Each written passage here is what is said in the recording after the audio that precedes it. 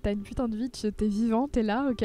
Et genre, t'as une valeur, enfin, t'es toi, et qu'est-ce que tu veux exprimer en gros au monde. Et il faut agir maintenant, tu vois, faut agir pour montrer un peu ta puissance, tu vois, parce que genre, je pense qu'on est souvent restreint à nos propres limites.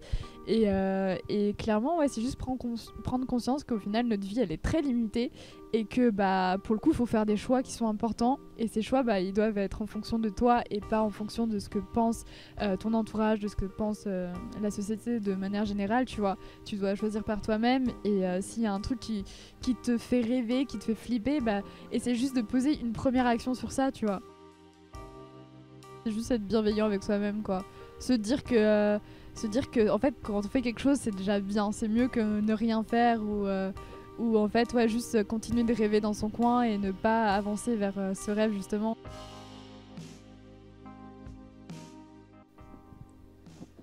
Bienvenue à toi sur La Vraie Liberté, la saison 2, où je pars à la rencontre de personnes qui vivent vraiment des choses super inspirantes.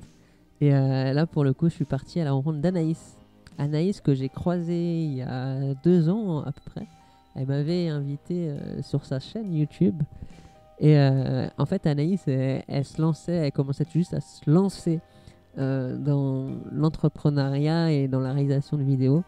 Et je trouvais ça super intéressant de voir sa vision des choses, comment elle a fait, par quelle galère elle est passée et qu'est-ce qu'elle fait actuellement. Et est-ce que ça l'a aidé du coup de se lancer comme ça en vidéo en mode à 18 ans en plus, elle avait 18 ans quand elle a commencé. Je trouvais ça super courageux de sa part et j'espère que ça va vous inspirer cet échange que j'ai eu avec Anaïs. Bonne écoute. Tu veux présenter ton podcast ? De quoi ? Tu veux présenter ton podcast ? Écoute, nous sommes... Tu enregistres là, tu filmes là ? Bah oui. Nous sommes à la Bibliothèque nationale de France et nous enregistrons un podcast avec Anaïs. Je sais plus comment on dit, JST ou JST. Je sais, ou très bien. JST comme tu veux. Et là, tu montes ta tête en principe. Ouais. Hello à tous. Ça marche pas, si. Ok. Et voilà, la vue. Bah, merci d'avoir accepté mon invitation en tout cas. Merci à c'est toi. cool de ta part d'avoir répondu super vite. Tu dois connaître ça où tu envoies des mails et des gens ne répondent pas, limite. Ils répondent super lentement ou alors ils répondent pas, c'est sûr. Du coup, moi j'aime bien répondre vite et court, tu vois. Donc, Moi récemment, ce qui m'a blasé le plus, c'est des gens qui me disent ouais, je suis chaud et au final ils répondent plus, tu vois. Du coup, il faut que je les relance à chaque fois et ils répondent plus, tu vois. Mais c'était pas dans le cadre du podcast, c'était dans le cadre d'un autre truc. Ravi de t'avoir sur mon podcast, Anaïs, vu que tu fais partie de ces jeunes qui osent entreprendre, qui font des choses inspirantes. Ça a commencé là Ouais, j'enregistre depuis que tu me filmes là, du coup. Ah ouais, je savais pas, ok. Tu veux pas qu'on reprenne parce que j'étais pas prête. Mais tranquille, y a pas de. Toi, t'es plus habitué en vidéo, du coup, en vidéo, tu peux cutter, c'est ça, non ? Ouais, c'est ça, tu Alors peux que là, cutter, non, c'est un podcast tranquille. Là, on sait pas trop comment ça se passe. Mais j'aime bien ce côté vraiment conversation, en mode chill, on parle et. Bah ouais, écoute, on est bien là, tranquille. Et ouais, du coup, ce que je disais, tu fais partie de ces jeunes qui osent entreprendre pour leur rêve, c'est ça qu'on peut dire, pour leur rêve. Et du coup, c'est un plaisir de t'avoir sur mon podcast pour inspirer les jeunes. Bah merci de m'avoir invité, c'est un plaisir d'être ici, de partager avec toi. La dernière fois qu'on s'était croisés, c'était à Nantes. Je sais pas si tu te souviens, on avait fait des trucs fous, genre on a été voir des personnes inconnues, on avait sauté la bonne journée. Et Anaïs était là en mode non, je vais pas le faire et tout. Et je suis vas-y, on le fait tranquille. Et au final, elle a pris goût. T'as bien aimé. Tu crois que j'ai pris goût? Ouais, je fais ça tout le temps. T'as bien aimé. C'est un petit défi qui est sympa. Je le fais pas tous les jours, mais je trouve ça bien de sortir de sa zone de confort. Et aussi, quand je t'avais croisé, t'étais encore avec. Je t'avais le micro. Tu te rappelles pas? Je t'avais dit, vas-y, prends un autre micro et tout. Tu commençais tout juste, tu vois. Vrai. Et après, mais oui, c'est vrai que toi, c'était vraiment au tout début. Genre, j'avais juste. Vas-y, prends ton téléphone et au pire, ça marchera mieux. Ouais, c'est vrai. Tu filmais juste avec un réflexe. Et après, j'avais acheté un petit micro, justement Sony, un dictaphone, juste après. Ouais, celui que tu clips là. Ouais. C'était beaucoup mieux. C'est ça. Et c'est vrai que c'était vraiment le tout début. C'est trop drôle. Mais je cherchais déjà à rencontrer, tu vois, des jeunes comme toi. Je crois que c'était il y a 3 ans, non? Bah ouais. 4 ans, c'est encore sur ta chaîne, je crois que c'était il y a longtemps. Je pense que c'est en 2017 ou 2010. Ouais, non, en 2016. Je 2016, je pense, 2017, je sais plus. J'ai commencé en 2016, donc à mon avis, c'était par là, ouais. Et comment ça t'est venu, du coup? D'abord, on s'est pas présenté. Ce que tu fais dans... Qui es-tu? Qui es-tu? Très vague question. Rapidement, on dans les grandes lignes. Je m'appelle Anaïs, du coup, on va dire qu'aujourd'hui, j'ai créé une agence qui s'appelle Bard Prod.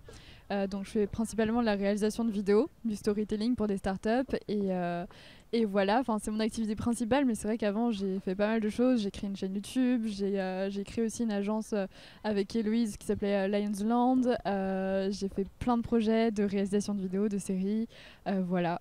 Tu passes à l'action à mort, quoi, c'est cool, quoi. Ouais, je teste tout ce qui me passe par la tête et pour voir si ça marche ou si ça marche pas, mais en tout cas j'essaye de faire des trucs qui me plaisent en tout cas, et voilà.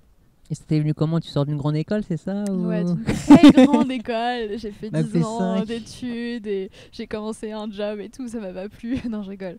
En vrai, c'était juste après mon bac, tu sais, je m'intéressais, je pense un peu comme toi, tu vois, à ce qui se faisait sur YouTube, à des gens qui parlaient de développement personnel, d'entrepreneuriat. T'avais quel âge? Et j'avais 17 ans, Ouais. même 16 ans. Et genre, du coup, ils m'ont trop inspirée à me dire qu'en fait, j'étais pas obligée de suivre la voie toute tracée que genre la plupart des gens mettent en avant, tu vois, et que je pouvais du coup créer ma propre voie. Mais pour ça, il fallait que je crée mon propre business et que du coup, voilà, je me mette en avant. Et donc, j'ai créé une chaîne YouTube ensuite à côté, en parallèle. C'était un peu l'idée. Et quand tu t'es lancé, ouais, est-ce que tu as eu un petit syndrome de l'imposteur en mode vas-y, j'ose pas le faire, vas-y, qui je suis et tout, ou pas? Ou en mode trop confiance en elle, vas-y, bah les couilles. On va dire que c'est un petit mélange des deux parce que je pense que quand tu commences un truc, t'as pas totalement confiance en toi. Mais j'avais juste ce truc de me dire que, un peu, tu vois, j'ai envie de tester les choses pour pas regretter de ne pas les avoir fait après. Donc je suis dans le truc en mode je teste, mais après je suis toujours un peu en mode ouais, j'ai quand même un petit peu peur du regard des autres, de ce que vont penser les autres. Donc j'avais quand même un petit peu le syndrome de l'imposteur dans le sens où je me disais ouais, j'ai pas beaucoup d'expérience, voilà, je suis encore jeune quoi. C'est ce truc de jeunesse qui fait que t'as pas trop confiance des fois, mais Et comment t'as fait petit, pour passer ce pas et passer à l'action pour ce qui t'inspirait? Bah écoute, c'est vraiment en faisant, hein. Je pense que c'est vraiment genre en faisant, tu vois, et puis surtout en recevant un peu du feedback des gens qui me suivaient sur YouTube, et surtout en l'assumant, parce qu'au début par exemple, tu vois, je l'assumais pas du tout avec mes proches, et genre au bout d'un an, j'ai commencé à l'assumer, à leur montrer les vidéos et tout, et là je me sentais beaucoup plus confiante, beaucoup plus à l'aise, et c'est comme si que, enfin, tu vois, ça avait changé, et maintenant on m'identifiait à quelque chose, à Annie, ça fait des vidéos parce que ça lui plaît, alors qu'avant j'avais pas forcément de passion particulière, tu vois. C'est-à-dire, du coup, avec tes proches, tu disais que t'avais pas forcément, je sais pas, tu peux détailler ça? Non, ouais, c'est juste qu'au début, je l'assumais pas totalement, tu vois, de faire des vidéos comme ça et les publier sur internet, c'est vrai que c'est pas évident. Et donc, j'avais un peu ce syndrome de l'imposteur là, dans le sens où je me disais, bah ouais, vas-y, je suis jeune, ils vont pas comprendre ce que je vais dire, ils vont me trouver trop perché. Et donc, c'est vraiment, tu vois, en faisant et en assumant du coup ce que je faisais, que j'ai pris confiance petit à petit, et que du coup, je me suis beaucoup écoutée, en fait, je me suis un peu isolée en me disant, tu fais ton truc dans ton coin et t'essayes de pas...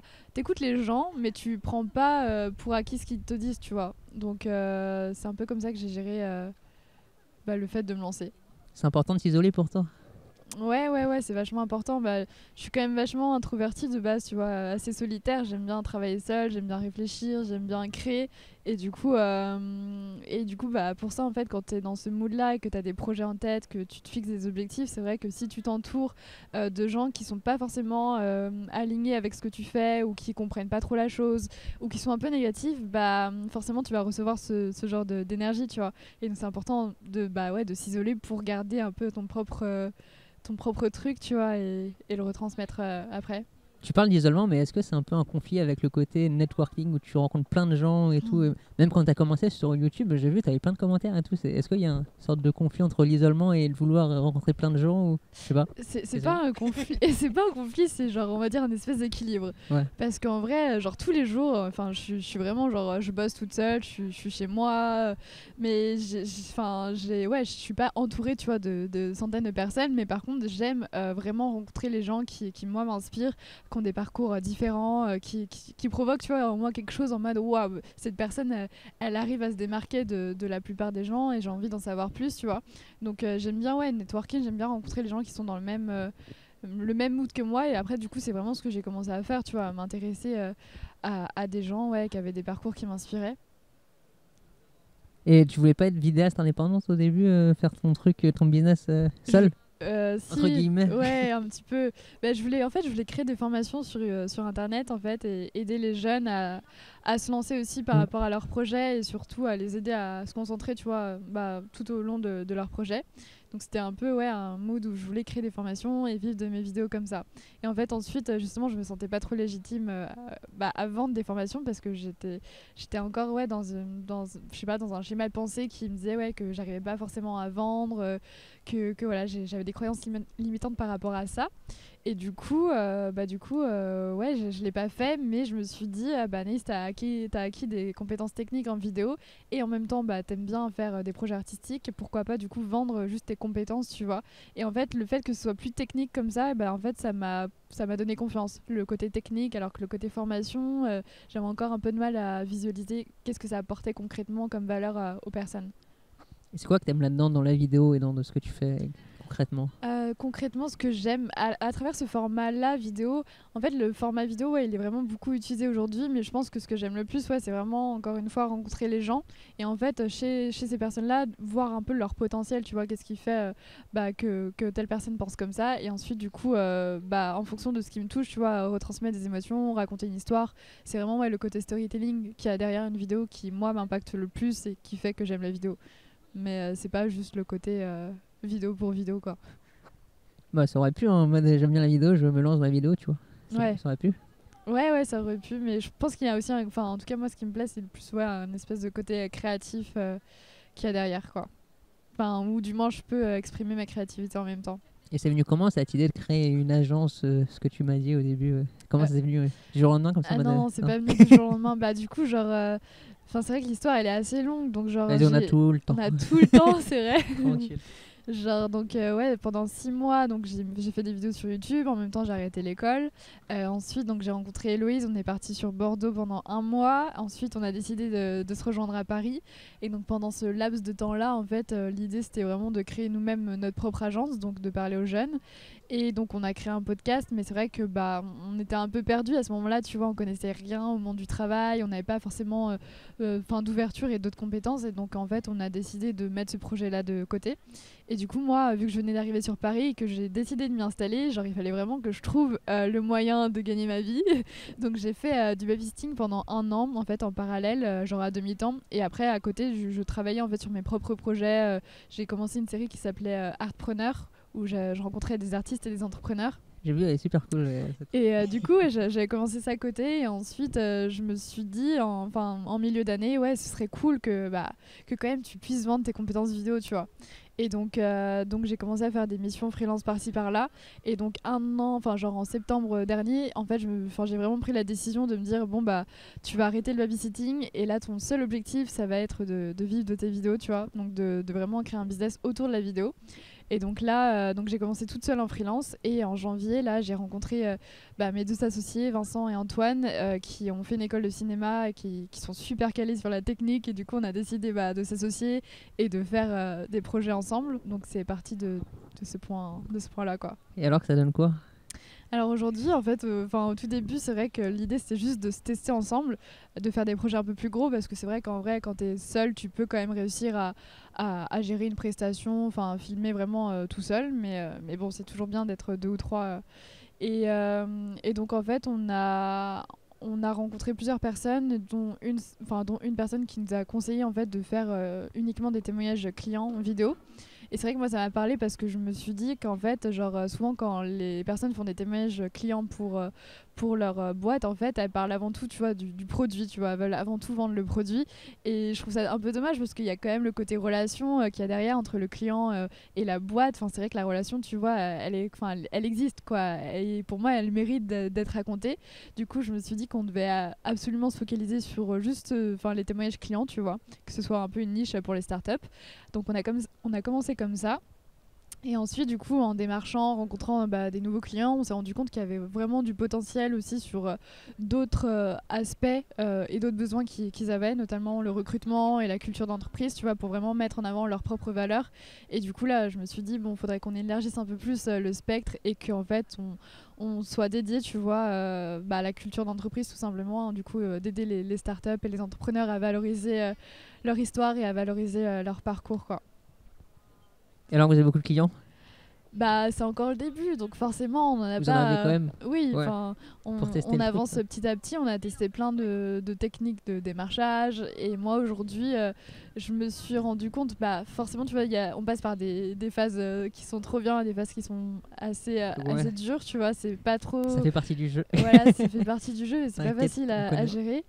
Et genre, je me suis vraiment posé la question, bah, du coup, cet été, tu vois, qu'est-ce que je pouvais faire au quotidien pour simplifier tout mon process, tu vois, et que je puisse mettre en avant, tu vois, des trucs que j'aime faire. Et donc, du coup, il y avait encore en moi dans ma tête, genre, faudrait que tu reprennes YouTube et tout. Et donc, je me suis dit que YouTube, c'était un bon canal. Enfin, j'ai quand même une petite audience, même si je l'ai un peu abandonné. Mais qu'en même temps, j'avais développé un réseau sur LinkedIn et que du coup, ce serait cool de créer du contenu sur LinkedIn. Et donc là, mon défi, c'est de faire une vidéo par jour sur la plateforme. Enfin, du coup, 5 par semaine, genre juste la semaine. Et comme ça nous aide à gagner en Tu visibilité. reprends ce défi, Et, cool. ouais, c'est ça. Et ça doit te demander grave de temps, non? Comment tu fais pour gérer Ouais, ce temps-là? ouais. En fait, tu vois, j'aime bien me lancer Tu des planifies défis. ou... Mais après, je suis en mode, Ouais. comment je fais? Parce que t'avais déjà fait ça sur YouTube, une vidéo par Ouais. jour. Ouais, Ça ouais, c'était demande pas la grave de même temps. chose. Bah, en fait, vu que c'était sur YouTube, tu vois, genre, il y avait. Enfin, la vidéo, elle pouvait durer 10 minutes. Que là, sur LinkedIn, il faut que ce soit rapide, il faut que ça dure minimum, genre, 2 minutes, quoi. Donc ça va. Enfin, en termes de temps, je dois vraiment juste réfléchir à un format court et impactant que je dois créer. Donc pour l'instant, je me suis un petit peu avancée, tu vois. Mais là. Il va falloir que je retrouve de nouvelles idées. Et en fait, le but, c'est vraiment que ce soit impliqué dans mon quotidien. Donc, je passe du temps, genre tous les matins, à réfléchir à une idée, à la tourner, à la monter. Et que ça en devienne une habitude, en fait. Et que je puisse y arriver comme ça. T'as fini ton café? Je veux pas qu'il refroidisse ton café. Yes. Si tu prends un petit coup. Je vais rebondir, je vais boire aussi. Yes, rebondis. Toi, tu peux me raconter ton parcours aussi. Parce que du coup, on a dit que c'était une discussion. Et là, Ouais, je grave. parle beaucoup. Mais ça va, le soleil t'éblouit pas trop là, t'es en face du soleil. Est-ce que tu veux que je me tourne ou ça te va? J'ai mis mes lunettes, si ça te C'est dérange bon? pas. Tu Non, me non, vois pas de quand soucis, même. c'est bon, Ok. tranquille. De toute façon, on verra pas, c'est pas une vidéo quoi. Ouais, pour rebondir à ça, j'aime bien dans ton parcours, c'est que en fait, t'as fait une sorte de portfolio avec tes artpreneurs en fait. Ça t'a permis en fait d'avoir une base en fait pour montrer un peu ce que tu sais faire en fait. Je trouve Ouais. ça super cool. Même l'idée que quand on s'était croisés, t'avais filmé notre rencontre, l'idée de tester, de même faire du montage, tout ça. Franchement, pour moi, c'était une très Ouais, bonne en idée de plus, faire ça en fait. Ouais, ça, c'était vraiment genre la période test, tu vois. J'y ouais, connaissais non, mais rien, grave, de hein. tester et ensuite d'améliorer par la suite. Du coup, j'aime bien ces entrepreneurs qui testent après qui améliorent par la suite. Tu vois. Ouais, Ils puis- attendent pas en mode ouais, non, je suis pas parfait. Toi, tu testes, après t'améliores. Du coup, j'aime bien. Du coup, ton dernier format, j'ai beaucoup aimé. Tu sais, c'était là, tu donnais la beauté cachée, je crois. C'était ça. Ah, la beauté particulière. Ouais, voilà, la beauté particulière. Du coup, Et ça, c'était plus juste une seule vidéo créative. Il n'y avait pas forcément ouais, mais de j'ai trop série. aimé le fond et la forme aussi. Du Ah coup, ouais grave. Ça Du fait- coup, mais je le mettrai en description, mais franchement, c'était cool. Franchement, ouais, ça fait pile un an qu'on l'a fait avec Fabien. Et je pense que c'est la vidéo dont je suis le plus fière sur YouTube. Parce que pour le coup, je raconte vraiment en fait ce qui, moi, m'a touché, tu vois, à travers une expérience. Et Il y avait un bon son. Il y avait quoi? Il y avait un bon son. Il y avait un bon son, ah ouais. Et bah, j'avais, oui, le Zoom H4n aussi. Allez. Yay! Pardon, je t'ai coupé du coup. Tu disais que c'était particulier cette expérience, c'est ça? Je disais qu'en fait c'est celle que je préférais sur ma chaîne parce que c'est juste une expérience qui m'a touchée et que je le retransmets du coup de manière créative, tu vois, et donc je la trouve plutôt cool. Enfin, en tout cas, elle a impacté pas mal Mais de est-ce qu'il y gens, aurait cette qualité si tu étais pas passé par toutes tes premières vidéos avant? Ah non, mais carrément pas. Clairement pas. Non. Non. Oui, tu te rends compte que tu vois la Ouais. qualité en 3 ans, ça évolue un peu. Bah souvent quand Heureusement que ça évolue grave, quand mais même, hein. heureusement, mais on s'améliore au fur et à mesure. Mais ouais, quand je fais les ateliers avec des jeunes, j'empêche de passer à l'action en fait, c'est qu'ils sont pas parfaits. Du coup, ils disent non, je suis pas parfait, je préfère pas le faire, tu vois. Du coup, c'est une croyance en fait, faut le faire et tu t'améliores. Du coup, Ouais, et c'est vrai que c'est pas évident de début. Enfin, même moi, de base, je suis quand même super perfectionniste, tu vois. J'aime bien que tout soit comme ce que j'imagine, et au final, tu te rends compte que ça prend du temps, que en fait, c'est juste une vision que tu as en tête, et que tu dois commencer petit, et que en fait, ouais, faut pas avoir peur de ce que ça va, on va dire, donner dans le présent. Genre, et cette peur-là, tu vois, c'est drôle parce que je l'ai re-eue sur LinkedIn. Donc, c'était il y a un mois quand j'ai posté ma première vidéo. Du coup, tu vois, je me suis un peu associée avec un partenaire vidéo LinkedIn où, du coup, on s'entraide à faire les vidéos. Et du coup, je lui ai parlé de cette peur-là en mode, mais tu vois, ça faisait longtemps que j'avais pas fait de contenu sur YouTube et du coup j'avais peur et là je me disais ouais c'est un réseau professionnel, là si ça se trouve je vais griller toutes mes cartes, tu vois, j'avais cette peur là et en même temps je me disais ouais il faut que je fasse une super série, il faut que je fasse ça et au final tu te rends compte que ça prend énormément de temps et donc c'est vraiment quand j'ai publié ma vidéo j'ai eu le stress total, tu vois, genre j'étais pas très bien, ensuite je suis partie courir, j'ai même pas voulu regarder les commentaires ou quoi et après je suis revenue, j'ai vu que c'était assez bienveillant et que même si c'était pas parfait bah au moins tu vois je l'avais fait et ça m'a débloqué pour faire la suite, tu vois. Je pense qu'il y a un côté où on souhaite un peu les entrepreneurs en mode ce qu'on fait c'est nul parce que c'est pas dans notre. On voit pas ça comme ça, mais au final c'est bien en fait. Bah tu vois, oui. limite on souhaite tous. Je sais pas si tu connais Ben Mazoué. Ben Mazoué, le chanteur. Ah, le chanteur, ouais, j'aime beaucoup, ouais. Je crois que c'était très dans une interview, je sais plus, je crois que c'était Mademoiselle, je crois, où l'intervieweur disait ouais, je me rappelle une fois, t'avais chanté un truc et tu disais que c'était de la merde, alors qu'au final, je trouvais ça super, tu vois, et j'ai fait ah ouais, genre en fait tout le monde a cet un peu syndrome en mode ouais, ce que j'ai fait c'est nul parce que je voulais faire ça quelque chose de mieux, mais en fait ça passe en fait. Mais en fait, oui, tu te Ouais, rends c'est compte ça. que pour les autres, en fait, c'est très bien. Ouais, je sais pas si t'as je pense, ce. on est un peu dur, ouais. Bah si, un Tu petit l'as un peu, moi ouais. je sais, je l'ai aussi un peu. Parfois quand je fais des trucs, je fais Même, ouais, c'est nul. même Mais au là, final, ouais. enfin, on a tourné une vidéo, ouais, je sais plus, il y a une semaine. Et tu sais, j'avais dit un mauvais mot en gros dans une phrase à la fin. Et du coup, j'étais en mode non, je veux la refaire, ça me plaît pas. Et au final, il m'a dit non, non, non, on laisse comme ça. Et au Ça final, passe. j'ai juste pu cutter au montage. Donc ouais, c'est lâcher Donc- prise, quoi. C'est ça l'idée, quoi. Bah, c'est lâcher prise, mais en fait, quand tu souhaites à quelqu'un de lâcher prise, au final, il lâche pas prise. Donc, c'est assez. Enfin, moi, en tout cas, je perçois comme ça, tu vois. Bah, lâcher prise pour soi, quoi. C'est plus pour Ouais. ça que je parle. Ouais, bah pour soi, en fait, ouais, genre, je pense que c'est juste être bienveillant avec soi-même, quoi. Se dire que, en fait, quand on fait quelque chose, c'est déjà bien. C'est mieux que ne rien faire ou en fait, ouais, juste continuer de rêver dans son coin et ne pas avancer vers ce rêve, justement, et qu'au final, bah, c'est en faisant qu'on va attirer à nous, tu vois, le meilleur et qu'on va pouvoir, justement, avoir plus de moyens pour améliorer son truc, son produit ou sa vidéo ou n'importe quoi. Je ne perds jamais, soit je gagne, soit j'apprends. De Nelson Mandela. Yes. Ouais, c'est la porte du feedback, hein, parce qu'on dit depuis tout à l'heure, en fait, c'est on s'améliore en fait avec. Au final, on a peur de faire des erreurs, mais je crois que c'est. Ah, après, je sais pas, je partais dans un débat philosophique là, Anaïs. Je pense que c'est l'école qui t'apprend à voir l'erreur comme une fatalité, alors qu'en fait, c'est. Bah Enfin, totalement. Quand tu vois que genre sur une copie, genre Ouais. tout est souligné en rouge en mode attention c'est mal fait et tout, tiens ça c'est pas bon, ça c'est pas bon, c'est pas bon. Enfin, genre quand on te met trop de négatif et qu'on te dit que ce que tu fais c'est pas bien et qu'on souligne pas assez ce qui est cool, enfin ce qui est bon, et bah c'est vrai que du coup ça t'ancre dans la tête des croyances comme quoi bah faut que ce que tu fasses du premier Ouais, c'est coup ça. ça doit être ok. Mais c'est tellement abstrait comme truc parce que genre parce que ouais, il y a aucune mesure qui peut mesurer, qui peut mettre en avant le fait que ce soit bien ou pas en fait. Ouais, juste des C'est échecs. qu'une alors que, ouais, perception c'est- en fait. Alors qu'aux États-Unis, eux, ils ont la notion de l'échec. Genre, faut d'abord t'as un CV avec tous tes échecs, tu vois. Alors qu'en France, ouais. faut pas avoir ça, tu vois. C'est un truc assez intéressant. Et même, moi, je me rappelle quand je faisais des dictées, j'avais genre moins 30, moins 40 en points, tu vois. Ça veut dire, j'aurais mieux fait de rien faire, tu vois. Du coup, ça m'encourageait pas trop à Ouais. m'améliorer sur ça. Du coup, c'est assez. Enfin, bon, Non, mais c'est vrai que l'école elle t'ancre beaucoup de trucs et même si tu vois ouais je me dis ouais, j'ai arrêté quand même, enfin ça reste quoi. Mais du coup, ils ont dit quoi? Je t'en parlais tout à l'heure, ton environnement, quand tu t'es dit j'arrête les cours et je me lance. Tu parles du coup ouais de ma famille plus. Ouais, plus ta famille le plus proche. Quand ils disent Euh, j'arrête les études. Tu faisais quoi comme études d'ailleurs?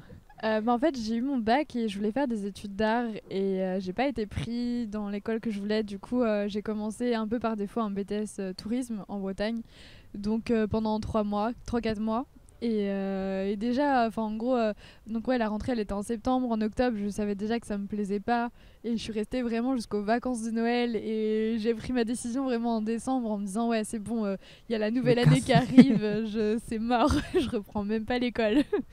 Et du coup, je l'ai annoncé comment j'avais fait un peu un pacte avec mes parents. Je leur avais dit parce qu'en fait je voulais garder mon indépendance en Bretagne, il y avait ce truc genre je voulais garder mon appart mais en même temps il fallait bien gagner de l'argent et est-ce que du coup mes parents ils finançaient tout ça. Donc le pacte c'était que je trouve en fait un job à côté ou un stage et qu'ensuite du coup je puisse rester dans la ville dans laquelle j'étais, sauf qu'en fait ça s'est pas fait parce que j'ai pas trouvé de job, donc je suis retournée chez mes parents. Et en fait, comment ils l'ont pris ? En fait, je leur ai dit tout simplement que ça me plaisait pas Et à ce moment-là, en fait, j'étais un peu dans la panique parce que genre je me disais ouais, enfin j'ai ma chaîne YouTube, j'ai mon projet. Déjà, enfin je pense qu'ils y croyaient pas totalement, mais il y avait ce truc-là où moi-même le fait d'être dans un cadre hors scolaire, ça me faisait quand même un petit peu flipper. Et donc enfin, sur un coup de tête, tu vois, j'ai pris la décision de commencer un BTS design graphique à distance. Du coup, en fait, c'était d'un côté pour les rassurer, pour leur dire ouais, mais je fais des études à distance et comme ça, je restais chez eux et Ça je passe, travaillais sur mes tranquille, projets. Sauf que le truc, c'est que ce BTS design graphique à distance, il me plaisait pas du tout. Enfin, il y avait des mentions qui étaient pas très réglo, tu vois. Donc en fait, je l'ai même pas fait. C'était vraiment juste du blabla. Sauf que voilà, ça a quand même coûté un prix et que voilà, mais genre du coup ouais, genre ils l'ont accepté et en fait en fait à partir du moment où genre j'ai pris ma décision, ils m'ont rien dit de plus après. Enfin, ils m'ont pas forcément encouragé, mais ils m'ont pas dit absolument de reprendre les études. Ils étaient en mode bon bah on te fait confiance, mais c'est vrai qu'ils voyaient pas trop où je voulais aller, donc enfin il y a quand même cette question là en mode bah trouve un job ou tu reprendras un truc, tu vois, à la rentrée. Trouve un CDI. Oui, de quoi? Trouve un petit CDI, peut-être. Ouais. D'ailleurs, c'est ce que j'ai fait en plus. J'ai travaillé pendant 2 mois au McDo. Et c'est En ça CDI. en CDI, oui, je sais plus. C'est ça qui a financé du coup après mon déplacement à Bordeaux. Et pour en venir à Paris, t'as trouvé facilement ton appart à Paris ou parce que souvent on se dit ouais Paris c'est chaud pour trouver un appart.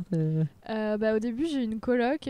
Ouais, à côté du Sacré-Cœur. Donc, bah, c'était sur un site internet. Enfin, je sais plus. C'est vrai que c'est hyper rapide. Et après, du coup, justement, quand j'ai rencontré donc, la famille, donc, je te disais que j'ai fait du babysitting.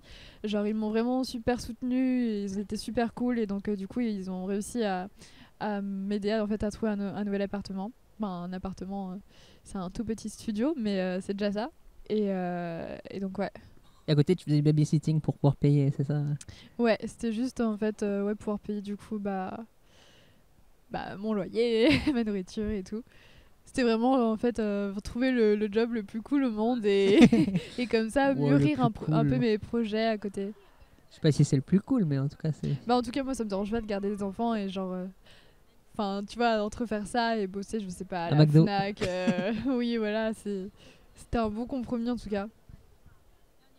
Et ça m'a permis de me lancer donc puis même de découvrir tout Paris plus facilement, de me faire des contacts. Bah surtout Paris, je pense qu'il y a un gros réseau quoi. C'est un peu l'endroit idéal pour entreprendre entre guillemets vu qu'il y a pas mal de réseaux, pas mal de monde. Ouais. C'est peut-être changer de Nantes peut-être. Mais non totalement, bah en fait en arrivant ici, je pense que c'est là où je suis le plus sortie de ma zone de confort. C'est-à-dire que bah tu te rends compte, genre j'étais à Nantes, j'avais mes potes et tout, et là je débarque sur Paris, je connais personne, mais personne de chez personne. Donc je t'avoue que la première année elle était quand même assez dure dans le sens où bah t'as l'impression de pas trop avoir d'amis, ou alors que du coup les seuls contacts que tu te fais c'est dans le business, donc tu fais tout dans le cadre business, mais c'est pas des amis quoi, c'est le cadre pro. Donc c'est vrai que c'était un peu chaud. Après tu peux te faire des amis dans le business, non? Oui, mais genre, je veux dire, c'est pas des soirées toutes les semaines ou des trucs Ouais. comme ça, tu vois, genre, c'est pas tes amis d'enfance, c'est pas tes amis de lycée, tu vois, c'est pas la même chose. Parce que oui, forcément, je m'en suis fait, mais je veux dire, la première année, quand tu rencontres des gens, bah, tu les rencontres et t'es pas dans le truc déjà où tu te connais déjà, donc, tu vois, ça crée un mood un peu différent. Mais enfin, après, ça me dérange pas parce que j'aimais beaucoup rencontrer des gens, donc c'est vrai que j'ai fait que ça en fait, j'ai fait que rencontrer des gens, que développer mon réseau. Et donc là, aujourd'hui, je peux dire que oui, je connais beaucoup de monde et que ça va, tu vois. Mais c'est vrai que la première année, c'était un peu chaud. Tu te sens une vraie Parisienne ou t'es encore rattachée à ta campagne? Non, je suis Je quand suis une même vraie attachée à Parisienne. ma campagne. Hein. Genre parisienne, je sais pas si ça te met dans une case particulière, mais non, t'inquiète. Mais j'ai l'impression qu'entrepreneur, on est vraiment on n'est pas dans des cases en fait, on correspond à aucune case. J'ai l'impression, enfin, c'est mon impression, c'est mon ressenti, tu je vois. pense que tout le monde déjà correspond à une case. Et après, oui, les entrepreneurs encore plus parce que eux, c'est leur volonté de sortir des cases, tu vois. C'est vraiment le. Tu sais que moi, quand mes Thinking parents outside ils the expliquent box. aux gens ce que je fais, quand mes parents ils expliquent aux gens ce que je fais, ils savent pas trop dire en fait ce que je fais, tu vois. Je Ah sais pas ouais. si c'est pareil avec toi parfois. Au Au début, je crois en qu'ils tout cas. comprennent quand même, genre Ouais, que vite vidéo, tu vois. c'est La assez base simple. vidéo. Vidéo, fais de la vidéo. Voilà, Non, ça mais s'arrête là. enfin, je pense au début, ils ont pas trop capté. Et là, enfin, si, ouais, ils ont compris, mais après, c'est juste que je pourrais l'expliquer un peu plus en détail, tu vois. Mais si, ça va. Ça Après, je suis pas, enfin, tu vois, je leur en parle pas tout le temps. Je suis pas en mode pendant les vacances, tu vois, leur raconter tout ce que je fais et tout, je préfère garder ça un peu pour moi et enfin ouais, d'être voilà, d'être dans mon coin. J'ai l'impression que je parle beaucoup. Bah non, ça va. Ça va? Ouais, je t'écoute. Ok. Ah, j'ai une question qui vient d'arriver là. Jeune sans expérience, c'est un frein ou une force, à ton avis? Jeune sans... Mais en fait, c'est totalement une force parce que déjà, c'est pas parce que t'es jeune que t'as pas d'expérience. Je pense que genre clairement, ça veut rien dire. En fait, c'est juste encore une fois une croyance globale qui te fait croire que bah, t'es jeune et que t'as pas d'expérience. Mais pour moi, tu peux vraiment apprendre à quelqu'un qui est beaucoup plus vieux que toi et vice versa en fait. Et genre, et au début, je t'avoue que c'était un peu. Enfin, j'avais pas peur parce que du coup, je me lançais, mais je me prenais des remarques comme ça en mode ouais, t'es jeune, t'as pas d'expérience. T'as 17 ans, qu'est-ce que tu viens faire là, c'est ça? Ouais, bah pas forcément ça, mais genre reprends l'école. Enfin, genre, tu vois, et j'étais en mode mais non, j'ai pas besoin. Enfin, tu vois, j'étais quand même assez convaincue de ce que je faisais. Mais là, aujourd'hui, ouais, je dirais que c'est une grande force parce qu'en fait, je me rends compte qu'il y a un monde qui est totalement différent entre le mien et par exemple bah, ceux qui ont déjà bossé dans des boîtes pendant plusieurs années et que je peux clairement leur apporter quelque chose de nouveau, tu vois. J'ai un esprit totalement digital, je m'intéresse à plein de sujets différents. Enfin, je sais que ouais, mon dynamisme aussi, il est différent, tu vois. J'essaye de me donner 3 fois plus pour des gens. Enfin, je pense que c'est différent en fait et en tout cas, enfin, aujourd'hui, je le prends pas du tout comme un reproche en mode ah, je suis trop jeune, je devrais arrêter ce que je fais. Non, au contraire, en fait. Et en fait, je me pose tellement plus cette question de l'âge. Je me dis pas, ah, j'ai 20 ans. Avant, je me comparais un petit peu, tu vois. Je me disais, ah, telle personne, tu vois, genre, à 22 ans, elle a réussi à monter une putain de boîte, c'est un truc de ouf. Et là, en fait, je préfère pas me comparer, mais juste travailler, en fait, sur mon évolution, sur bah, ce que j'apprends et comment je fais les choses. Est-ce que tu as une vision globale sur qui tu seras dans 5 ans ou pas du tout? Ouais, j'essaie de travailler dessus parce que c'est important de... Ou alors tu sais un peu flou, tu vois, sur 1 an, 2 ans? Bah, en fait, là, l'objectif, c'est vraiment de développer bah, la boîte de production. Après, d'ici 5 ans, enfin, tu vois, j'ai des rêves. Genre, j'aimerais bien avoir des bureaux à New York, d'avoir une putain de maison en bambou, à Bali, pourquoi pas. Ah oui, en bambou carrément. Ouais, je sais pas, enfin... J'ai vraiment envie de travailler avec des gens, avec une équipe. J'ai envie de voyager beaucoup plus souvent, de faire des déplacements, de vraiment m'ouvrir un peu plus au monde et ne pas rester forcément que sur Paris. Voilà, et après de développer toujours plus de projets en fait, en fonction de ce qui me passionne. J'ai quand même envie de garder ce truc, de pas m'enfermer dans une case, tu vois. À la base, ton projet c'était être digital nomade, c'était ça, non? Ouais, si je me c'était souviens ça, ouais. bien. Ouais. Et alors? Où c'en est? Oui, ça en est. Où c'en est? Et bah écoute, j'ai voyagé et je suis restée qu'à Paris. C'est bien aussi. Tu rencontres des gens? Bah c'est vrai que tu fais plein de trucs? Ouais, enfin c'est différent, mais genre en fait je me suis rendu compte que pour voyager, faut que tu aies un projet qui te motive derrière. Genre en vrai ça m'embêterait un petit peu, tu vois, d'aller à Bali ou en Asie et que bah, j'arrive là-bas et que ce soit un peu juste les vacances, tu vois. Et j'ai vraiment envie qu'il y ait un projet derrière et pour le coup bah ce projet-là, il fallait que je le développe ici sur Paris. Et donc là j'estime que je l'ai assez développé. Mais que je dois encore gérer des choses pour pouvoir déléguer une certaine partie et pouvoir vraiment être plus flexible en fait. Donc je suis sûre que ça va se faire. C'est juste que ça prend du temps et que du coup j'ai confiance en ça et que je sais que je le ferai un jour et qu'il y a pas de souci. Enfin pour l'instant quand même ça me fait plaisir d'être sur Paris donc. Mais le rêve de liberté il est toujours là. C'est le nom du podcast, c'est quoi la vraie liberté pour toi? À toi. C'est la question de fin? Non, c'est pas la question de fin, c'est le nom du podcast, que je rebondis sur ça. Tu vois, la vraie liberté pour moi. Alors, en plus, j'y ai réfléchi il y a pas longtemps. Parce qu'au final, tu te rends compte que genre... tu te rends compte en fait que tu peux pas être totalement libre. Tu vois ce que je veux dire? Dans le sens où genre, même si t'es entrepreneur, au final, t'as des clients, tu dois certaines choses à des gens. Et du coup, c'est assez dur de voir quelle notion de liberté en fait tu recherches derrière ça. Et moi, quand j'y ai réfléchi, en fait, je me suis dit la liberté, c'est juste me sentir bien, en fait, dans l'instant présent. Vraiment dans l'instant présent, juste me focaliser que sur l'instant présent. Et en fait, par exemple, être super contente quand... je te donne juste un exemple, mais quand une vidéo cartonne, être super contente quand elle cartonne. Et si elle cartonne pas, être super contente aussi, tu vois. En fait, c'est genre mesurer un équilibre et ne pas être attaché que à des choses sous lesquelles j'ai pas trop de contrôle, en fait. Et donc juste me satisfaire de ce que bah, la vie m'apporte là en ce moment même, tu vois, c'est trop cool.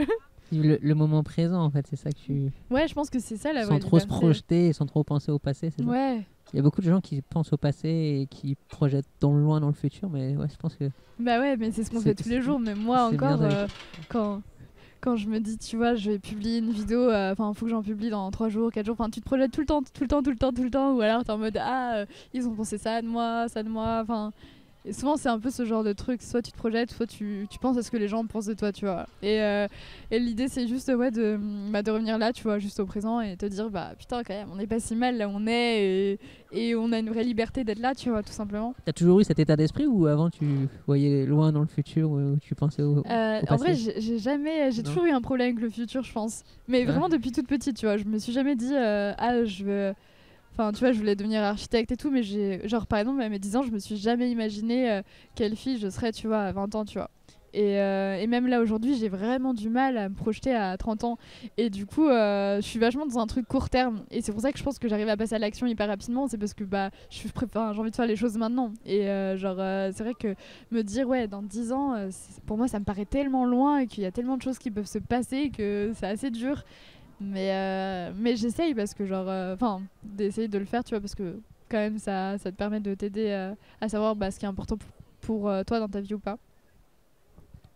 Je change de sujet, mais est-ce que tu sens qu'il y a un décalage entre toi et les personnes de ton âge ou pas du tout Oula. Je pense un petit peu, ouais. Un petit peu dans le sens où, en fait, forcément, c'est comme on si peut rappeler ton âge? Je vais avoir 21 là. Ok. C'est comme si, tu vois, oui, pendant 3 ans, j'étais un petit peu exilée. Et que du coup, les jeunes de mon âge, ils ont une certaine routine, par exemple, scolaire, qui est totalement différente de la mienne. Et du coup, forcément, on développe une façon de penser qui est totalement différente. Et après, tu vois, je reste en contact vraiment avec mes potes de Nantes, mais on garde toujours le même type de relation.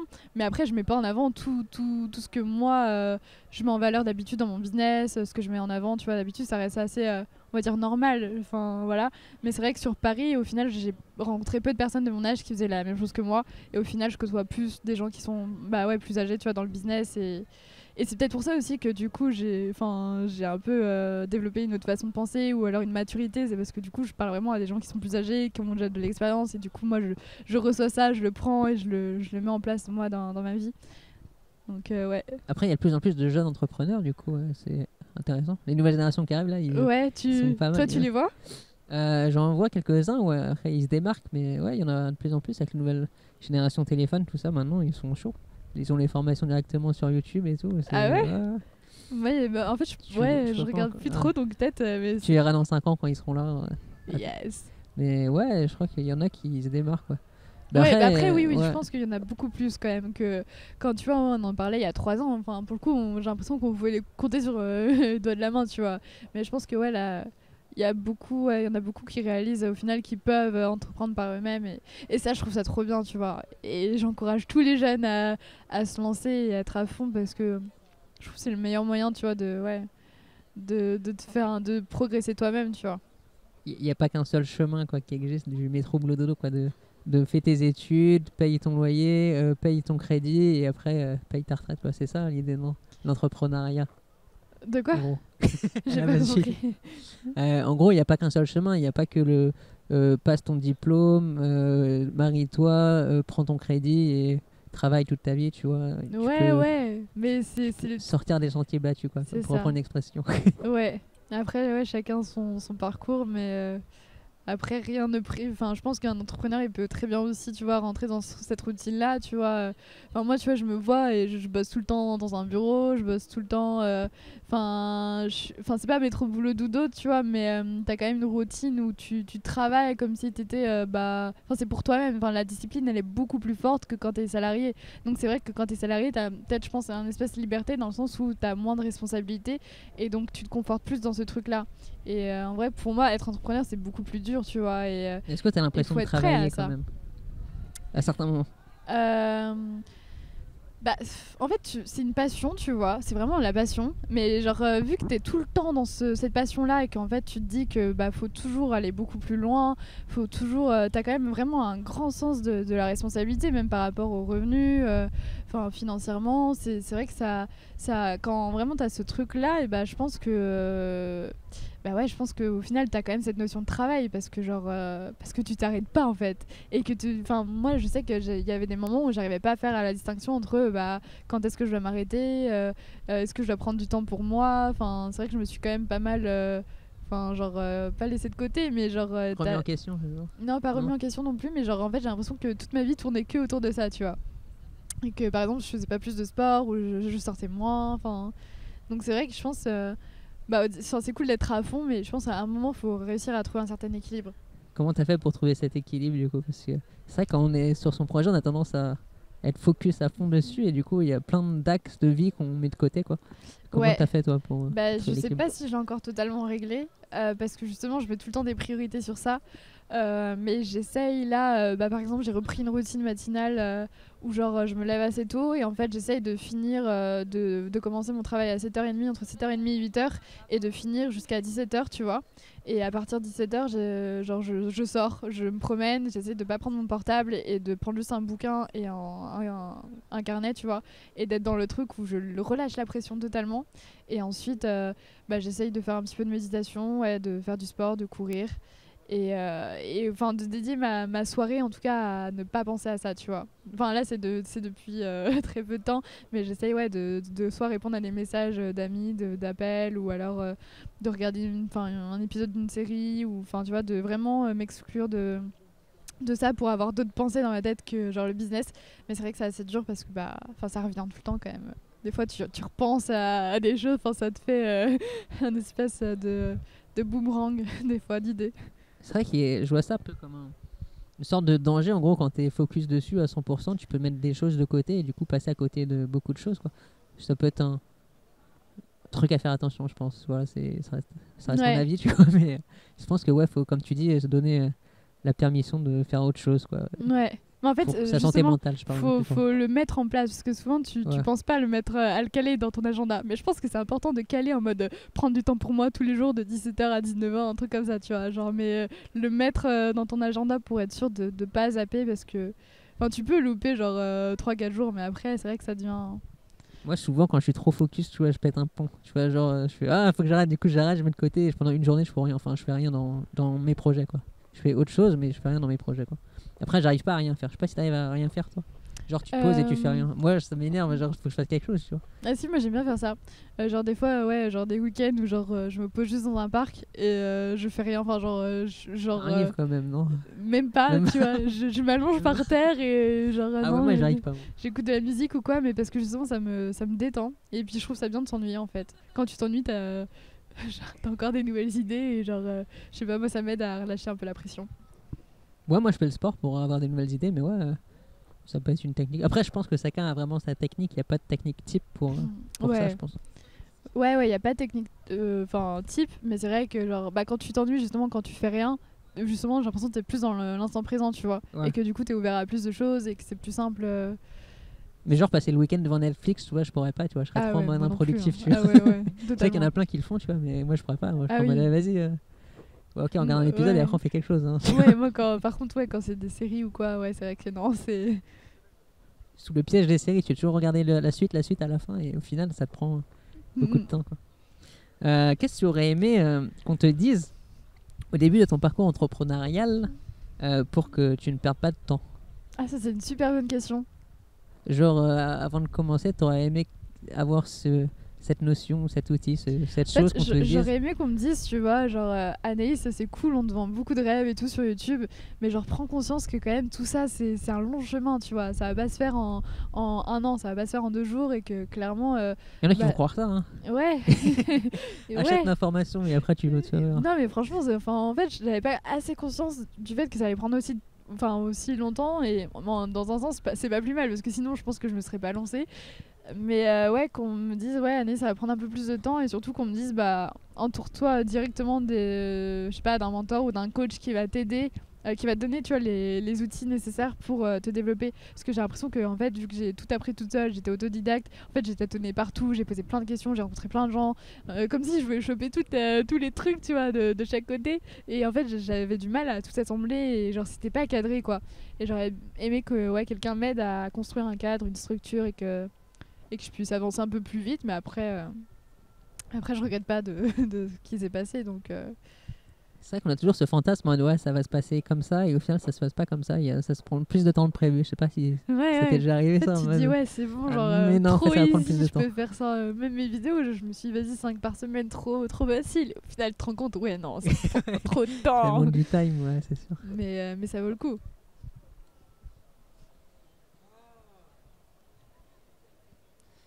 Je coche. Ah, c'est une question qui s'appelle: c'est quoi le moment difficile que tu as eu dans ton parcours? Le moment difficile. Les moments comme ça qui viennent, il n'y en a pas un forcément, mais peut-être que tu en as eu. Il y en a eu plusieurs. Hein. Il y en a eu plusieurs. Il y a le genre de moment où. Enfin, ouais, j'en repense. Ouais, l'année dernière par exemple, où genre. Bah, tu sais, c'est vraiment le moment où je me suis lancée du coup toute seule. Et que il y a une semaine où je me suis retrouvée genre chez moi, mais vraiment pendant une semaine où je suis pas sortie, tu vois. Et j'étais vraiment en panique parce que bah tu vois, j'étais dans l'optique de me dire bah faut que je gagne assez d'argent par mois pour payer mon loyer et voilà, en gros survivre. Et j'avais rien à ce moment-là, tu vois. Et il fallait que je trouve des solutions et tout. Et en fait, vu que personne, enfin j'étais pas trop entourée à ce moment-là. Enfin en tout cas, j'en parlais pas à ma famille ou les gens de mon réseau, tu vois, pareil, je n'osais pas trop leur en parler. Bah, j'étais vraiment, tu vois, toute seule confrontée à ce problème-là qui, pour moi, était intense. Et je commençais limite à faire des crises d'angoisse et tout. J'avais ma gorge qui se serrait, qui se bloquait. J'ai l'impression que je faisais des crises, tu vois, et c'était assez fort. Et du coup, ouais, ça c'était un moment un peu dur, tu vois. Et ensuite, je me souviens que ouais, j'ai appelé ma mère. Enfin, elle m'a dit vas-y rentre. Et je suis rentrée quelques jours et tout. Ça m'a fait trop de bien de rentrer et de, on va dire, me décharger de mes responsabilités et de revenir un peu dans le truc de en mode en fait je suis là, je suis vivante et comme si j'étais encore une enfant, tu vois. Et ça m'a fait trop du bien parce que ouais, j'avais accumulé beaucoup de pression. Et après d'autres moments, bah je sais pas, genre je dirais peut-être aussi le moment où du coup on s'est un peu désassocié avec Héloïse, enfin le fait que tu vois on était super proches et qu'ensuite on décide d'arrêter notre projet. Je pense que c'était pas simple non plus à gérer. Je sais pas, il y a tellement de moments en fait. C'est peut-être plus avoir beaucoup d'échecs entre guillemets au même laps de temps, c'est peut-être ça qui te démotive au bout d'un moment. Ouais, et puis aussi les réponses négatives, c'est vrai que ouais, ça aussi, genre je me suis pris pas mal de non, en mode on vient le voir plus tard quand ça sera bien fait. T'es pas trop habitué à ça, t'as l'impression que les gens ils sont gentils, qu'ils vont te dire oui tout le temps, mais en fait pas du tout. Genre des fois j'étais un peu naïve dans le sens où je pensais vraiment que ça allait que ça allait marcher et j'étais trop dans l'enthousiasme. Mais le en pire fait, c'est les gens qui te prennent de haut en mode ouais c'est moi je sais tout et toi vas-y t'es rien. Non, ça va, ça va. Non. Tant Heureusement. Tant mieux. Non, Récemment j'en ai eu. Je préfère pas travailler avec des gens comme ça. Quand même, un minimum de respect. Donc ouais, ça t'a permis de te ressourcer en fait quand c'est ça en fait quand tu as eu cette difficulté pour toi, t'as rebondi en te ressourçant, en prenant du temps, en voyant ta famille, tout ça et ouais, pendant 4-5 jours ouais. Après je suis repartie parce qu'il fallait que je reprenne et tout, mais genre en fait c'était juste que mon corps tu vois m'indiquait que genre il y avait trop de pression en moi. Et même là, de temps en temps, je le reçois encore ce truc-là. J'ai encore un peu, on va dire, ces problèmes de gorge où je sens que ma gorge, elle se serre. Et je sais que c'est en lien avec la pression que j'ai. Mais c'est pour ça que j'ai vraiment pris conscience que c'était vraiment important en fait, de prendre du temps pour soi. Et du coup voilà. Mais je sais pas, il y a des périodes comme ça, mais en même temps, j'ai envie de te dire que c'est vraiment pas facile au quotidien en fait. Genre. C'est les montagnes russes, hein, l'entrepreneuriat. Bah ouais, mais quand on le dit comme ça peut paraître en mode il y a trop. Genre, mais clairement. Il y a des hauts, il y a des bas. Et des fois, t'es vraiment bas et après, tu remontes quelques temps après. Mais ouais, ça m'est arrivé aussi parfois. J'étais en mode vas-y, je vais tout arrêter, c'est bon, il y a trop d'échecs là. Par contre, moi, je me suis jamais dit que j'allais tout arrêter. Pas forcément tout arrêter, mais en mode démotivé quoi. Tu es en mode vas-y, bon, qu'est-ce que je fais après, tu vois, c'est quoi la prochaine étape. Mais ouais, c'est vrai que. Peut-être qu'on a tendance à voir aussi ceux qui réussissent en mode ouais t'as réussi, mais on dirait que t'as réussi d'un seul coup, tu vois, on voit pas tout le chemin qu'ils font, tu vois, qui galèrent. Mais je pense qu'il y a aussi ce fantasme en mode regardez-moi je suis parfait, soyez parfait et limite voilà, faites pas d'échecs. Il y a peut-être ça aussi, je sais pas, je pose ça si, comme t'as ça. totalement raison. Puis, en plus je pense que ceux qui réussissent, en fait ils ont on va dire une habitude de l'échec, tu vois. Et ça, c'est cool, tu vois. Ils ont réussi à développer cette capacité à se dire. Enfin, en fait, je te parlais on parlait de liberté tout à l'heure, et c'est un peu ce truc-là, en fait. Être confiant du fait que c'est ok d'avoir des échecs et que même si, bah, tu vois, on en a encore, et bah, t'es tellement habitué à ça qu'au final, tu te sens libre de les avoir. Alors que, bah, nous, quand on débute, on le prend vraiment mal, tu vois. Et c'est vrai que j'ai fait aussi un test, genre en début d'année, parce que, genre. Je suis une formation et du coup dans cette formation là il me disait que quand tu te prenais trop de rejets, tu vois, c'était important de te rappeler tout ce que tu avais pu accomplir en fait dans ta vie. Et du coup j'ai fait un espèce de schéma, enfin sur une feuille j'ai écrit tout ce que j'avais accompli en 3 ans, et du coup ça m'a vraiment aidé à reconnaître toute la valeur que j'avais pu avoir, tu vois. Et en même temps aussi il m'avait dit de célébrer en fait à chaque fois le fait que j'ai un échec ou un rejet, et de penser en fait que bah, cet échec ou ce rejet-là que tu as à l'instant présent, au final, bah, c'est super cool parce que ça t'indique en fait une erreur que tu fais là, mais tu sais que dans 5 ans, dans 10 ans, tu la referas plus, et ça t'amène sur la voie du succès, tu vois. Et quand tu prends du recul comme ça par rapport à la situation, bah, tout de suite, ça te met dans un autre mood, dans un autre contexte, et tu as envie, bah, tu le prends plus mal en fait, tu le prends mal, mais c'est trop bien et tu as envie de le célébrer. Et ça, c'est cool. Ça t'apporte du feedback en fait, c'est ça, ouais. Pour Ouais, t'améliorer, quoi. ouais, en gros, ouais. Mais pour toi-même, en fait. Aussi, ouais. Qu'est-ce que tu aimerais dire aux jeunes qui ont envie de se lancer dans leur projet, mais qu'ils ont trop dans leur tête et qu'osent pas, tu vois, ils sont là en mode non, vas-y, je suis trop jeune, non, vas-y, j'ai pas les compétences, vas-y, je suis un imposteur, qu'est-ce que t'as envie de... pour les motiver, tu vois. Ok. Bah, je dirais qu'il n'y a pas de non vas-y en fait. Enfin, genre. Moi, par exemple, ce qui m'a vraiment motivée au début, c'est un peu juste la prise de conscience de la mort, tu vois. J'ai un rapport où je me dis, bon, bah, on a toute une vie, mais en même temps, on sait pas, tu vois. Genre, je peux très bien mourir demain, dans 1 an, 2 ans. Écrasé par un bus, Enfin. par un scooter électrique de Paris. Non, mais tu vois ce que je veux dire, genre t'as ce côté où en fait, en fait, faut juste prendre conscience que t'as une putain de vie, t'es vivant, t'es là, ok, et genre t'as une valeur, enfin t'es toi, et qu'est-ce que tu veux exprimer en gros bah, au monde, et il faut faut agir maintenant, tu vois, faut agir pour montrer un peu ta puissance, tu vois, parce que genre, je pense qu'on est vraiment tous puissants et on le montre pas assez, qu'on est souvent restreint à nos propres limites. Et clairement, ouais, c'est juste prendre conscience qu'au final, notre vie, elle est très limitée, et que bah, pour le coup, il faut faire des choix qui sont importants. Et ces choix, bah, ils doivent être en fonction de toi et pas en fonction de ce que pense ton entourage, de ce que pense la société de manière générale, tu vois. Tu dois choisir par toi-même, et s'il y a un truc qui te fait rêver, qui te fait flipper, bah, essaie juste de poser une première action sur ça, tu vois. Par exemple, même moi, récemment... je voulais partir du coup à Bali en début d'année. J'y suis pas allée, mais parce qu'il y avait un projet qui m'intéressait vraiment. Et en fait, dans ma tête, tellement c'était un rêve, je le glorifiais, tu vois, le truc. Et alors qu'il y avait juste une simple action, c'était de contacter une fille. Et c'est pas la première fille que je contacte, tu vois, de ma vie. Sauf qu'en fait, tellement que je glorifiais le truc, et bah je le faisais pas, je le procrastinais. Du coup, c'est de se dire, bon bah ok, au final, même si c'est quelque chose de grand, commence par une action assez simple et essaye de dire, en fait, de dire que c'est pas grave si ça t'amène pas là où tu veux, mais en tout cas que ça t'amènera dans tous les cas quelque part d'autre, quoi. Et que et en fait, ouais, que tu verras au fur et à mesure, c'est en faisant des choses qui toi te touchent, qui t'impactent et qui te font plaisir, que du coup tu vas réussir à gagner en confiance, et que tu vas pouvoir même inspirer ton entourage sans le faire exprès forcément. Ça fait beaucoup de choses. Et si j'ai peur, je fais comment? T'as peur de quoi? Non, je parlais du jeune là, j'étais encore dans le jeune qui a peur de se lancer. J'ai peur. Bah, en Mais fait, je il veux faut pas, se j'ose dire pas, que la tu vois. peur, c'est quelque chose de bien, c'est quelque chose de super positif, parce qu'en fait, la peur, ça t'indique que c'est un moteur, en fait. Ça t'indique que si t'as peur, c'est qu'au fond, t'as envie de le faire. Parce que si t'as pas peur, par exemple, admettons, t'as pas peur de sauter en parachute, ça se trouve, t'as même pas envie de le faire, tu vois ce que je veux dire? La peur, ça t'indique que t'as envie de le faire. Et donc en fait, c'est une notion de courage derrière. C'est juste se dire que si t'arrives à dépasser de cette peur-là, t'auras un sentiment, tu vois, qui sera vraiment gratifiant, et en fait ouais, la peur elle doit pas te bloquer, enfin la peur elle est juste là pour t'aider à avancer, donc faut vraiment le voir comme quelque chose de positif. Je sais pas si tu te rappelles la toute première vidéo qu'on a fait ensemble, tu parlais du pourquoi.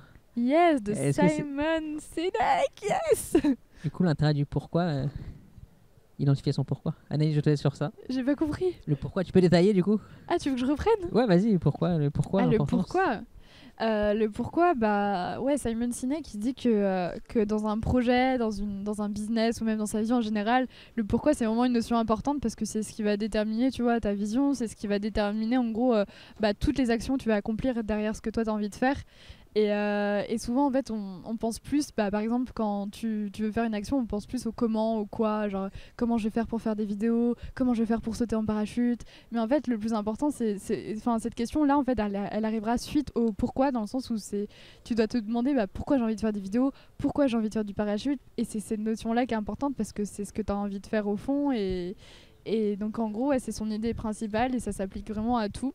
Et moi, cette question, elle m'aide beaucoup, même par exemple, bah, quand j'ai arrêté mes études, justement, je m'étais posé la question de pourquoi je vais arrêter mes études, et j'avais posé 5 fois cette question-là pour comprendre en fait la source profonde de ça, tu vois. Et donc ça m'avait aidé à trouver une réponse et ensuite à ne plus avoir peur. Donc c'est en lien. Si vous avez peur, en vrai, posez-vous la question de pourquoi vous avez peur. Vous l'écrivez à chaque réponse, vous demandez pourquoi vous avez peur, en fonction de chaque réponse. Et ensuite vous allez voir que, comme par hasard, genre t'as comme si la peur elle avait disparu de toi et t'es en mode, mais en fait, ouais, non, c'est possible. C'est un outil de coaching du pourquoi tu détailles, comme tu disais 5 fois pourquoi. Ouais, pourquoi tu t'oses pas prendre la parole en public par exemple, bah, parce que j'ai peur. Pourquoi t'as peur? Parce que j'ai peur d'être rejeté. Pourquoi t'as peur d'être rejeté? Ouais, parce que du coup tu détailles et au final tu creuses ce que tu disais, je pense, et du coup tu arrives à vraiment ton pourquoi, et du coup je pense que faut passer à l'action suivant son pourquoi, du coup voilà. Exactement, bah ouais. Voilà, on va terminer sur un petit jeu, j'aime bien les petits jeux. Ah, trop bien, moi aussi. C'est quoi ce jeu? On va s'attendre à un truc de ouf. Alors, j'ai une liste de mots devant moi. Il y a 30 mots. Tu vas dire un nombre entre 0 et 31. Et à partir du nombre, c'est associé à un mot. On va voir où est-ce que le hasard t'amène. Et il faudra que tu détailles ce que ça représente pour toi, ce mot. Voilà. Ok. Donc là, je te dis.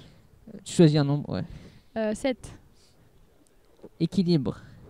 Ah, ça tombe bien, tu sais. Parce que genre, mon signe astrologique, c'est Balance.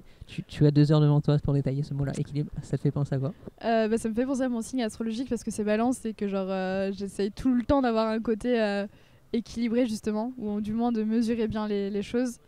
L'équilibre, bah, je pense que c'est ce qui fait la vie, tu vois. T'as un côté positif, t'as un côté négatif. Ouais, pour moi, c'est vraiment genre une notion qui est importante et tu pourras jamais trouver l'équilibre. En fait, t'es juste. Faut voir les deux, c'est ça que tu dis. Ouais, faut le voir positif les et le deux. négatif, ouais, ça. Bah parce que derrière quelque chose de positif se cache quelque chose de négatif et vice versa. Derrière quelque chose de négatif se cache quelque chose de positif. C'est un peu le yin et le yang et genre.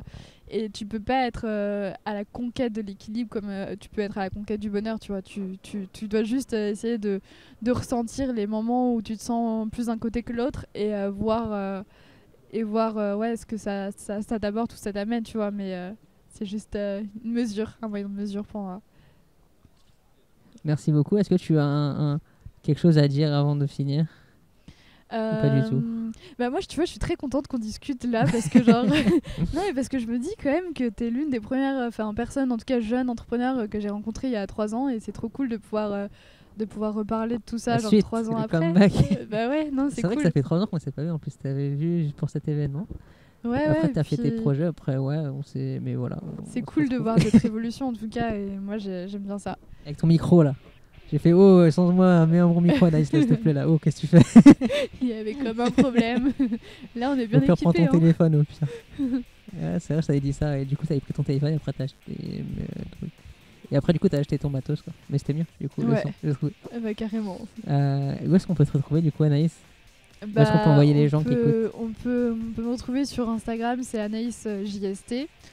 Pareil sur YouTube ou autrement, bah là en ce moment je publie une vidéo par jour sur LinkedIn, donc c'est Anaïs Jousset. Et voilà, autrement par mail, si tu veux, je te passerai mon mail et tu pourras le mettre en je mettrai tout en description. Merci beaucoup Anaïs, c'était un plaisir de t'avoir sur ce podcast. Pareil, c'était super cool. Et à bientôt. À bientôt. Qu'est-ce qu'on peut te souhaiter pour la suite? Je sais pas, qu'est-ce que tu veux? Ce que je veux. C'est toi qui vois. Bah, je sais pas, du soleil. Du soleil, du bonheur, du succès, la totale quoi. Merci, à bientôt. Salut. Merci encore à toi d'avoir écouté jusqu'au bout ce podcast. Si tu l'as pas écouté jusqu'au bout, c'est pas grave, je ne t'en veux pas. N'hésite pas à partager, à commenter, à me faire des retours aussi. C'est important d'avoir des retours. Comme je le dis souvent, ça permet de s'améliorer par la suite. On ne peut pas être parfait dès le départ. Si on pouvait, ça serait chiant, peut-être. Je ne sais pas. Je vous laisse la réponse. J'ai lancé aussi un Tipeee. Ça permet de me soutenir pour que je puisse continuer ce projet, ce beau projet. Je mets de toute façon le lien en description. Et pour finir, je terminerai sur une citation.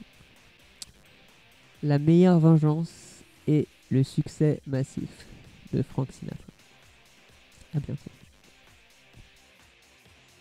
Retrouvez le podcast La Vraie Liberté sur lavrailiberté.fr et sur vos plateformes de podcast préférées.